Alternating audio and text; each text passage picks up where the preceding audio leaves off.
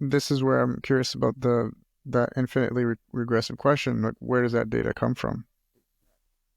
Well, the nature of it is that it can't fail to be there. So it doesn't come from anywhere. It's like a light switch that Uh, if you imagine that on is things existing and off is things not existing. It's like off just isn't there. There isn't a way to switch it down. So asking the question, how did it come to be switched on? It's like there right. isn't an alternative. So there's no need for it to come to be.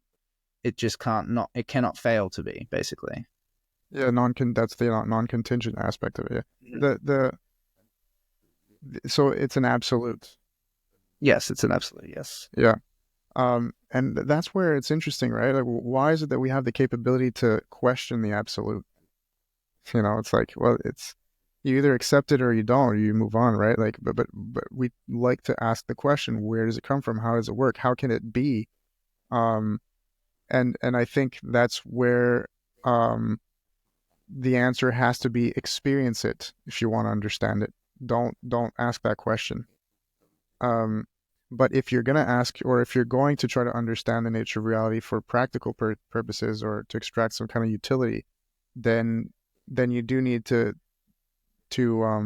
conceptualize how things formalize themselves in the Yeah. world, and I think data and logic, I love it because what it does is it creates a linchpin, or it creates a dovetail between the most abstract thing that you can get and the most concrete.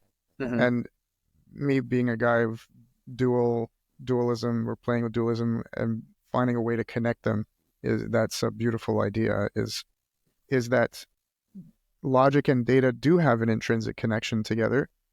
It makes sense. I think that's what distributes itself throughout all of reality. We see that in many ways. Um, and I don't know what kind of utility it can lead to, but I think it's an important path forward. Yeah. Yeah. I think that the dual aspect monism is one area where we have a lot in common, very much on the same page as to, I think, the correct kind of reality theory, or however you want to label it, metaphysics, is going to be some variety of dual aspect monism. I think that that's the only way of accounting for difference and oppositions that naturally populate the entire world, while also maintaining the intuition that ultimately, there's a one.